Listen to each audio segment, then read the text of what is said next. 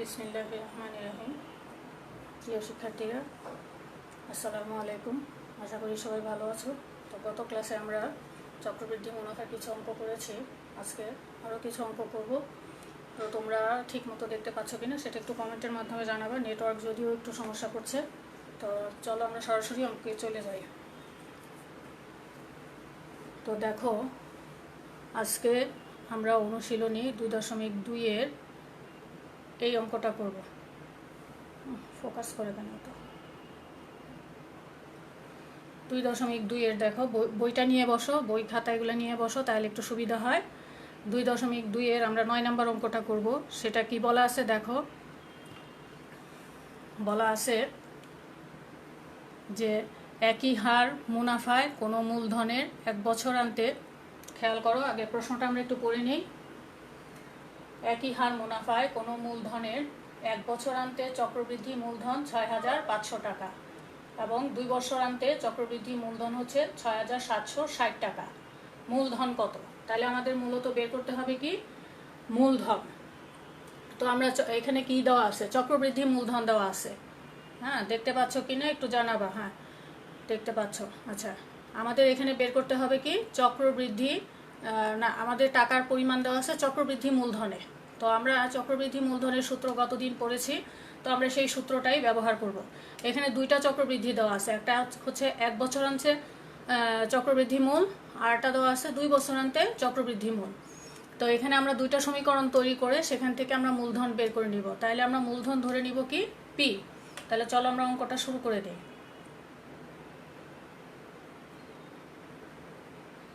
দেখা যাচ্ছে কিনা একটু বলবা। তাহলে চলো অঙ্কটা শুরু করে দিই। তো প্রথমে আমরা ধরে নিই যে মূলধন হচ্ছে পি টাকা। ধরি মূলধন সমান সমান পি টাকা। আর কি ধরতে হয় আমরা জানি, সূত্রটা হচ্ছে সি সমান সমান P into 1 plus R whole to the power N. তাহলে মুনাফা হার ধরে নেই। এখানে মুনাফা হার বলা নাই, কিন্তু বলা আছে একটা কথা, সেটা হচ্ছে কি একই হার মুনাফা। একই হার মুনাফা মানে 1 বছরের মুনাফার হার যা থাকবে 2য় বছরেও মুনাফা হার তাই থাকবে। তাহলে আমরা মুনাফা হারও একই ধরে নিব। তাহলে মুনাফা হার সমান সমান আর, তারপরে আমাদের আরটা লাগে সময়। সময় সমান সমান n বছর। এখন আমরা কি জানি, আমরা জানি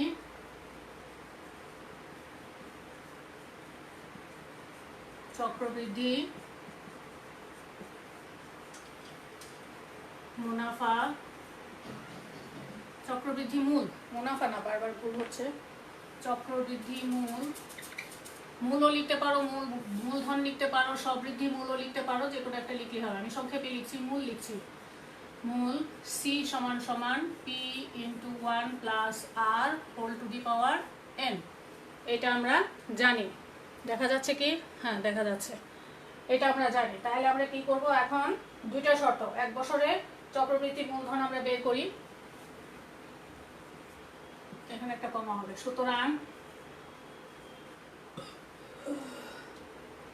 1 বছরান্তে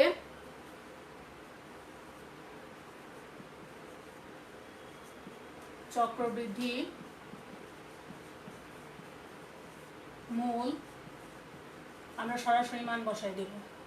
মূল সমান সমান হচ্ছে কি জানি, P into 1 plus R whole to the power 1। এখানে কি, এখানে সময় n সমান সমান কত, 1 বছর। এটা আমরা পাশে দিয়ে লিখে নেব। এবং আরটা আছে 2 বছরান্তে। 2 বছরান্তে চক্রবৃদ্ধি মূল কি লিখব, পি ইন্টু 1 প্লাস আর হোল স্কোয়ার। কারণ হচ্ছে কি এখানে n সমান সমান 2 বছর। তাইলে এতটুকু আমরা বুঝতে পারলাম 1 বছরান্তে চক্রবৃদ্ধি মূল হচ্ছে দেখা যাচ্ছে 1 বছরান্তে চক্রবৃদ্ধি মূল হচ্ছে এত, 2 বছরান্তে চক্রবৃদ্ধি মূল এত। তাহলে দেখো প্রশ্নে আছে যে 1 বছরান্তে মূলধন হচ্ছে 6,500 টাকা এবং 2 বছরান্তে মূলধন হচ্ছে 6,760 টাকা। তাহলে আমরা কি লিখবো? উপরে একটু মুছি, উপরে মুছে ফেললাম, দেখা হয়ে গেছে নিশ্চয়ই।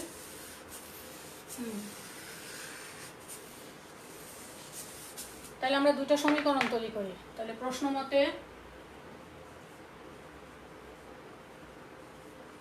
মতে এই 1 বছরান্তে হচ্ছে এইটা, হ্যাঁ 1 বছরান্তে হচ্ছে আমার এইটা। তাহলে P ইন্টু 1 প্লাস R সমান সমান কত লিখবো আমরা? আমরা লিখবো 6,500 টাকা। এখান থেকে আমি একটু সরল করে নেই, বা 1 প্লাস R সমান সমান 6,500, নিচে চলে আসবে কি P। এটাকে আমি 1 নম্বর সমীকরণ লিখলাম, এটা চলে গেল। এখন আমার 2 বছরান্তে ছিল, 2 বছরান্তে আমার ছিল হলো 6,700 এবং কি লিখবো? P into 1 plus R whole square সমান সমান হচ্ছে 6,760, বা এখানে কিন্তু আমি একটা মান পেয়েছি 1 প্লাস R সমান, এই মানটা আমি বসাই দিব। তাহলে P এর মান তো বের করবো, P তো যেভাবে আছে ওইভাবে থাক। তাহলে এটা হবে কি 6,500 নিচে P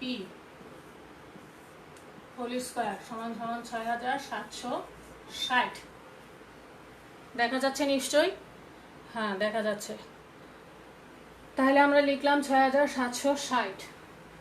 এটা হলো আমার 2 বছরান্তে যেটা, সেটা থেকে আমরা বের করছি, মানটা বসাই দিয়েছি। পাশে লিখবো কি 1 নং হতে, 1 নং হতে মান বসিয়ে, বা 1 নং সমীকরণ ব্যবহার করে। এখন এটা জাস্ট ভাঙাবো, ভাঙিয়ে P এর মান বের করবো। তাহলে P ইন্টু 6,500 গুণ 6,500, এটা স্কোয়ারও দিতে পারে, আমি গুণ করে লিখলাম। P স্কোয়ার সমান সমান 6,760, বা এখান থেকে একটা P চলে যায়, এটা গুণ করলে কত হয়? 6,500 কত 500 গুণ 6,500 সমান আসে 42, 25, তারপরে আসে কত 4টা শূন্য, নিচে আসবে কত? একটা P চলে যাবে, তাহলে নিচে থাকবে শুধু P সমান সমান 6,760। এখন আমি কি করব? শুধু P সমান বের করব। P সমান সমান আমি লিখতে পারি, এটার সঙ্গে এটা গুণ যাবে, আর এটার নিচে 1 আছে তাই গুণ যাবে। তাহলে আমি কি করতে পারি? এটা দিয়ে এটাকে ভাগ করতে পারি। তাহলে 4, 2, 2, 5, 4টা শূন্য, ভাগ হচ্ছে, গুণটা ঠিক আছে কিনা একটু দেখো, গুণটা মনে হয় ঠিক আছে কিনা দেখো। 4, 2, 2, 5, 4টা শূন্য। কেউ কি বলছো? করে দেখো না, একটু নিজেদের ক্যালকুলেটারে করে দেখো। আচ্ছা, এটাকে এখন আমি এটা দিয়ে ভাগ করব। ভাগ হচ্ছে 6,760। দেখো ভাগফল কত আসে? 6,760 দিয়ে ভাগ করলে কত আসে একটু দেখো। 6,200, আমার ক্যালকুলেটারে আসছে 6,250। সুতরাং P সমান সমান 6,250। দেখা যায় নিচেরটা একটু কম দেখা যায়, একটু উঠাই দিই। এটা আসছে দেখো 6,250। হ্যাঁ, একজন দিছে কি নাজমা নাম, সে 6,250 বলছে। তাহলে আমার মূলধন কি ধরছিলাম? মূলধন ধরেছিলাম আমরা P, এই যে মূলধন পেয়েছিলাম, ধরেছিলাম আমরা পি, তাহলে এই পি এর মানটা আমরা বের করে ফেললাম। তাহলে আমার মূলধন হলো ৬,২৫০। তাহলে এটা আমাকে লিখে দিতে হবে বাংলায়। তাহলে কি লিখবো? সুতরাং মূলধন হচ্ছে আমার কত? ৬,২৫০ টাকা। এটাই হচ্ছে আমার উত্তর, এটাই আমার অ্যান্সার। না, উত্তর পাটিগণিতে এইভাবে না, পাটিগণিতে লিখতে হবে ৬,২৫০ টাকা। তাহলে ৯ নাম্বারটা সোজা অঙ্ক, আশা করি সবাই বুঝতে পেরেছ। উপরে নেই, উপরে দেখা যায় না, না দেখো উত্তরটা এটা আসছে, উত্তর এইভাবে লিখতে হবে। এখন আসো পরের অঙ্কটাতে, আমরা এখন চলে যাব 10 নম্বরে।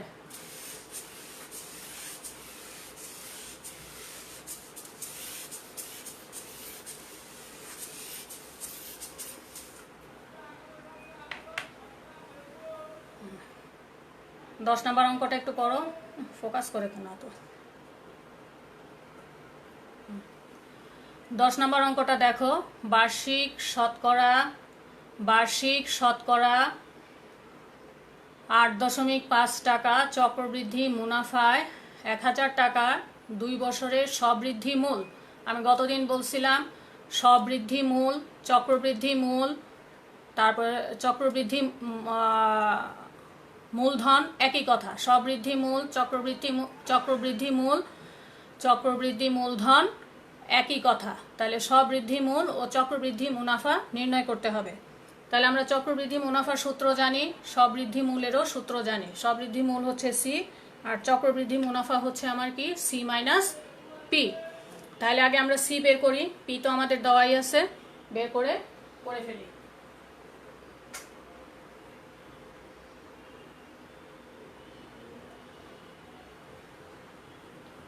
এটা কত নাম্বার? 10।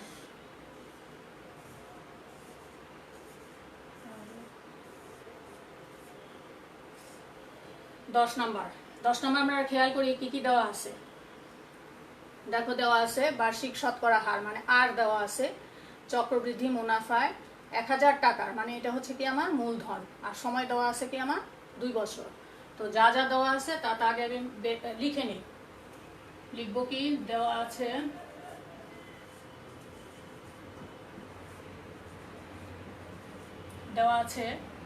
কি দেওয়া আছে দেখো, মূলধন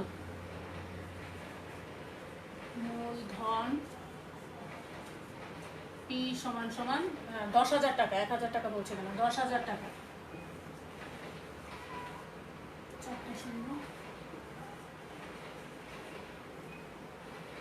তারপরে দেওয়া আছে মুনাফা বার্ষিক শতকরা এত টাকা চক্রবৃদ্ধি মুনাফা। তাহলে মুনাফা হার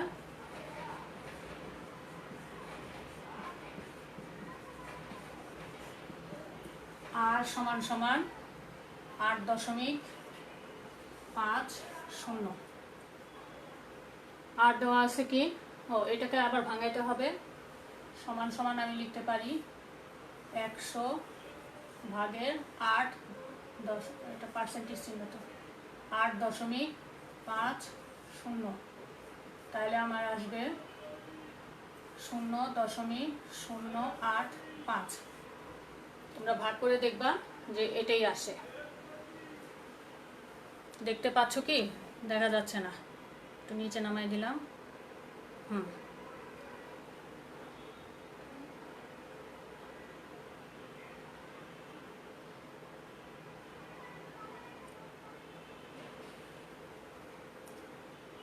ঠিক আছে, দেখতে পাচ্ছ নিশ্চয়ই। দেওয়া আছে মূলধন পি সমান 10,000 টাকা, মুনাফা হার আর সমান 8.50 টাকা। এটাকে আমরা লিখতে পারি 100/8.5। বোর্ড দেখা যায় না, আমি তো দেখতে পাচ্ছি গো, তোমরা দেখতে পাও না কেন?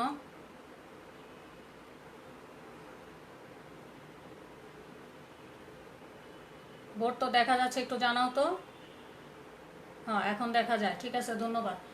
তাহলে আমরা লিখলাম যে দেওয়া আছে মূলধন পি সমান এত, মুনাফা হার এত, মুনাফা হার হচ্ছে 8.50, এটা পার্সেন্টের জন্য আমরা 100 লিখলাম। 100 দিয়ে ভাগ করলে কত আসে? 0.085। না বুঝলে নিজেরা একটু ভাগ করে দেখো।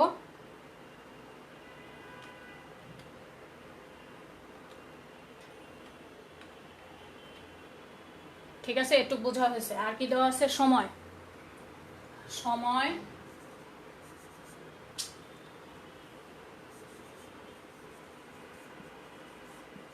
সময় n সমান সমান কয় বছর দেওয়া আছে? দেখো 2 বছর। এখন আমার দুইটা জিনিস বের করতে হবে, একটা হচ্ছে স্ববৃদ্ধি মূল আর একটা হচ্ছে চক্রবৃদ্ধি মূল। তাহলে আগে আমরা স্ববৃদ্ধি মূল বের করি। কি জানা আছে? স্ববৃদ্ধি মূল স্ববৃদ্ধি মূল মানে হচ্ছে সি সমান সমান P 1 plus R whole to the power N. এখানে মান বসাও। পি এর মান হচ্ছে কত? পি এর মান হচ্ছে 1000, 10,000 গুণ, এখানে আমরা ইংরেজি লিখবো না, এখানে আমরা বাংলা লিখবো। সূত্রটা ইংলিশে আছে, কিন্তু আমরা যখন অঙ্ক সমাধান করব, মান বসাবো, তখন আমরা বাংলায় লিখব। প্লাস 0.085 টাকা।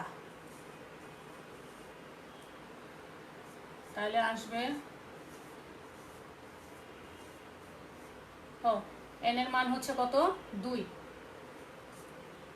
তাহলে আসবে 1.085 স্কয়ার। এখন এটাকে গুণ করো। স্কয়ারটা আলাদাভাবে বের করে নিতে হবে, তারপরে তার সঙ্গে বাকি অংশটা গুণ করতে হবে। তাহলে গুণ হচ্ছে 1.085 1.085 কত আসছে একটু দেখো তো, দেখা যায়? একটু করে উঠালাম। কত আসে দেখো, আসে হলো 1.1। তাহলে 1000-এর সঙ্গে 10,000-এর সঙ্গে গুণ দিব 1.1772225। এটা আসে। এই গুণফলটা কিন্তু আমাকে দেখাই দিতে হবে। আমি ক্যালকুলেটরে করব, কিন্তু সরাসরি উত্তরটা বসাবো না। এই অংশের কাজটা এখানে দেখাতে হবে, না দেখালে কিন্তু নাম্বার কাটা যায়। পাশে কি লিখবো? টাকা। আশা করি সবাই বুঝতে পারছো। এখন আমি 10,000-এর সঙ্গে গুণ দিব। আচ্ছা, এখন আমি উপরে একটু চলে যাই। সবাই দেখছো নিশ্চয়ই? এখন উপরে যাই। সবাই দেখতে পাও কিনা একটু জানাবা। এখন উপরে মুছি।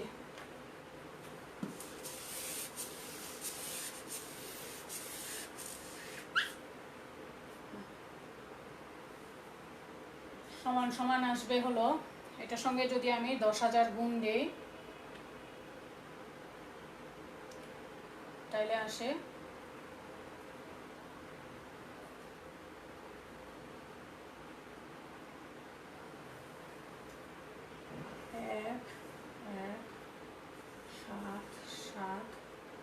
1.1772225। সবার কি এটা আসছে? দেখো তো, কারো কারো দেখলাম এটা আসছে। হ্যাঁ, এটাই আসছে 1.17722.25। এটা কি হবে? পাশে দিয়ে আমরা টাকা লিখব। তাইলে আমরা কি লিখব? সুতরাং স্ববৃদ্ধি মূল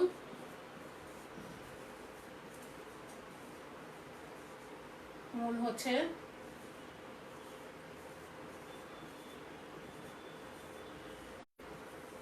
এটা একটা উত্তর। এটা আমরা কোন অংশের উত্তরটা পেলাম? এটা আমরা এই যে স্ববৃদ্ধি মূলটা পেলাম। এখন আমার দরকার চক্রবৃদ্ধি মুনাফা। সুতরাং চক্রবৃদ্ধি মুনাফা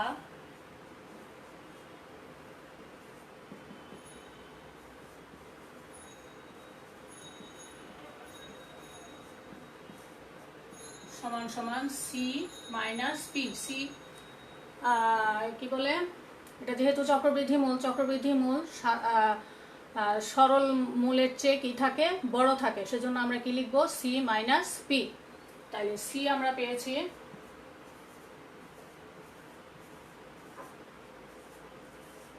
আর পি পেলাম হলো 10,000। ব্র্যাকেট দিয়ে টাকা লিখব, সমান সমান পাইলাম আমাদের এক চলে যাবে 1,772.25। ভুল করলাম কি, এটা দেখো তো সবার এটা আসছে কিনা, বিয়োগ 10,000 সমান 1,772 আসছে, 1,772.25 টাকা। তাহলে এখন আমাকে একটা উত্তর লিখতে হবে, উত্তরটা অবশ্যই লিখতে হবে। অঙ্ক করার পরে আমরা উত্তর লেখার চেষ্টা করব। উত্তর হচ্ছে চক্রবৃদ্ধি না, প্রশ্নে যেটা থাকে আমি সেটা দিয়েই অঙ্ক করব। সবৃদ্ধি মূল হচ্ছে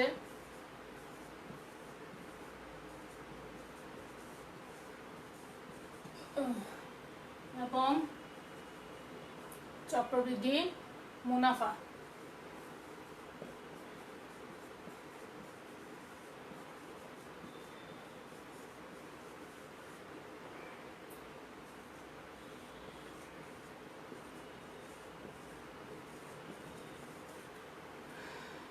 সবাই নিশ্চয়ই বুঝতে পেরেছ।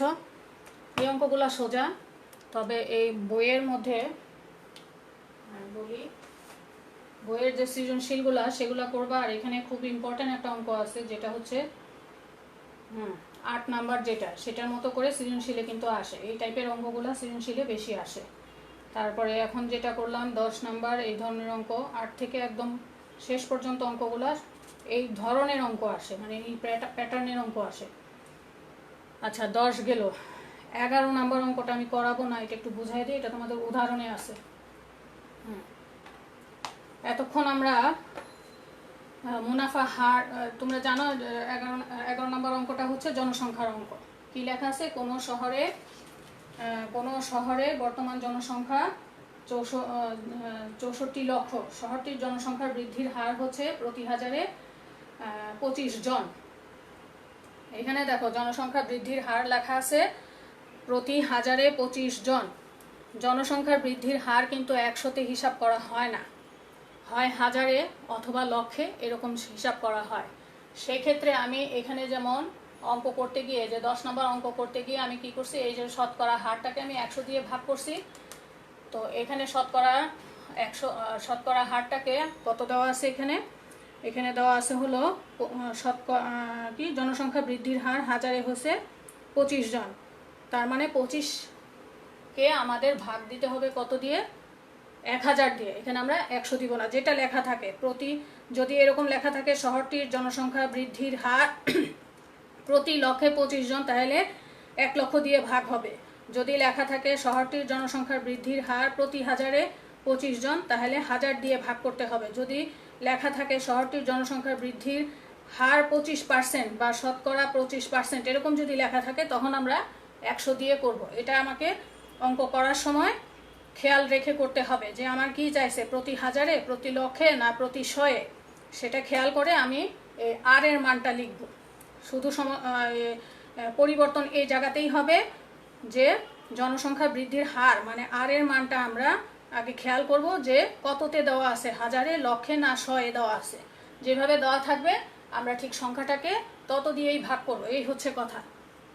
আর হচ্ছে জনসংখ্যা বৃদ্ধি, আমরা জানি একটা উদাহরণে এই ধরনের একটা অঙ্ক আছে যে জনসংখ্যা বৃদ্ধি কি সূত্র অনুযায়ী হয়, চক্রবৃদ্ধি মূলধনের যে সূত্র, সেই সূত্র অনুযায়ী জনসংখ্যা বৃদ্ধি হয়। তার মানে আমাকে সূত্র এখানে প্রয়োগ করতে হবে, সি সমান সমান P into 1 plus R whole to the power N. তার আগে অঙ্কটা শুরু করার আগে আমাকে লিখে নিতে হবে যে জনসংখ্যা বৃদ্ধির ক্ষেত্রে চক্রবৃদ্ধি মূলের সূত্রটি প্রযোজ্য, এই কথাটা লিখে নিব। তারপরে সাধারণ অঙ্কের মতো শুধু মান বসায় যাবা, পি এর মান বসাবা, এখানে কত 26 লক্ষ, আর এর মান হচ্ছে 25, 1000 ভাগের 25, আর এন এর মান হচ্ছে কত 2, এটা বসাই দিয়ে অঙ্ক করলেই মিলে যাবে। তাই আমি এটা করছি না, এই টাইপের অনেক অঙ্ক করা হয়েছে। এখন আসো, সময় আছে 5 মিনিট, বেশি সময় নেই। এখন আসো আমরা একটু 12 নম্বর অঙ্কটা দেখি। এটা মুসলাম 12 নম্বর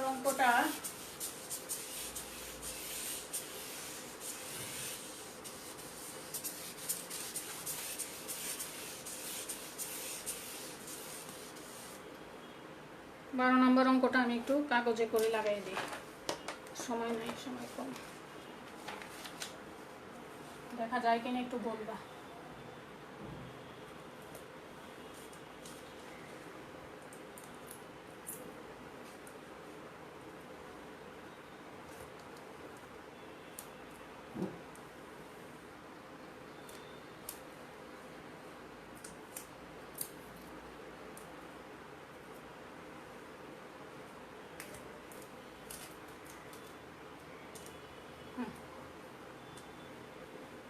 দেখতে পাচ্ছ নিশ্চয়ই, আর একটু বড় করে দিই না।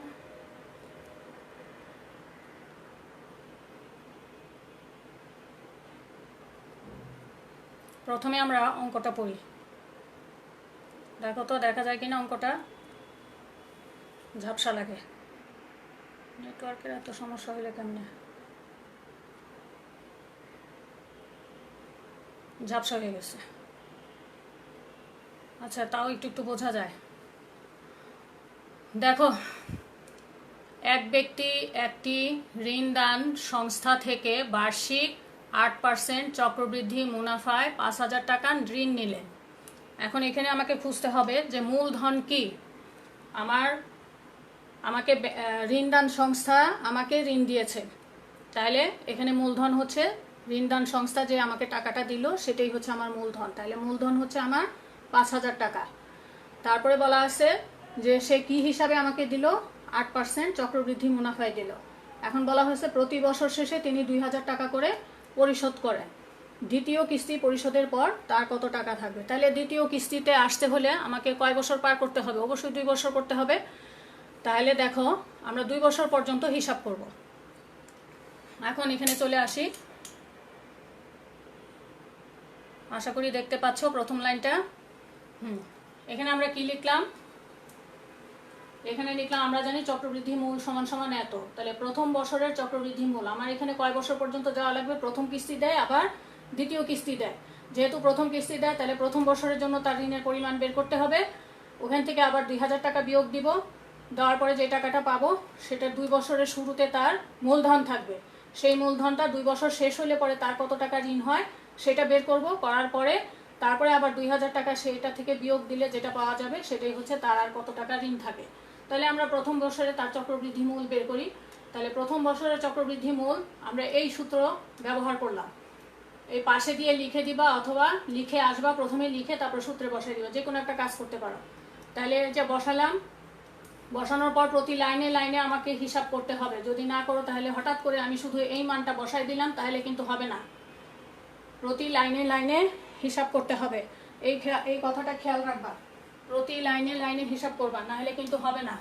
এখানে একটা ব্র্যাকেট হবে। তাহলে আমরা পাইলাম প্রতি বছর শেষে তিনি এত টাকা 2000 টাকা পরিশোধ করে। তাহলে প্রথম কিস্তি পরিশোধের সময়, তাহলে প্রথম বছরে তার ঋণের পরিমাণ কত হয়? 5000। প্রথম বছর শেষে তার ঋণের পরিমাণ হয় 5400 টাকা। এখন বছর শেষে সে 2000 টাকা দিয়ে দেয়। তাহলে প্রথম কিস্তি পরিশোধের পর তার কাছে থাকবে কি? 5400 থেকে 2000 টাকা বিয়োগ দিব, এটা থাকবে। এই টাকাটাই হবে দ্বিতীয় বছরের শুরুতে তার মূলধন বা আসল যেটাই বলো সেটা। এই টাকাটাই সে আবার খাটাবে 1 বছরের জন্য চক্রবৃদ্ধি হারে।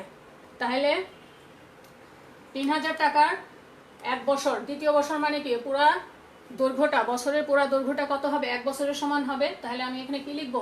1 বছরের হিসাব বের করব। এখানে কিন্তু 2 বছরের হিসাব না, আমরা দ্বিতীয় বছর মানে কি? দ্বিতীয় বছর আছে আরেকটা 1 বছর। তাহলে এখানে আমরা কি লিখবো? 1 বছরের চক্রবৃদ্ধি মূল আমরা এই সূত্র ব্যবহার করে এখানে বের করলাম, করার পরে আমরা পাইলাম ৩,৬৭২ টাকা। এটা বুঝছো কিনা দেখো। তাহলে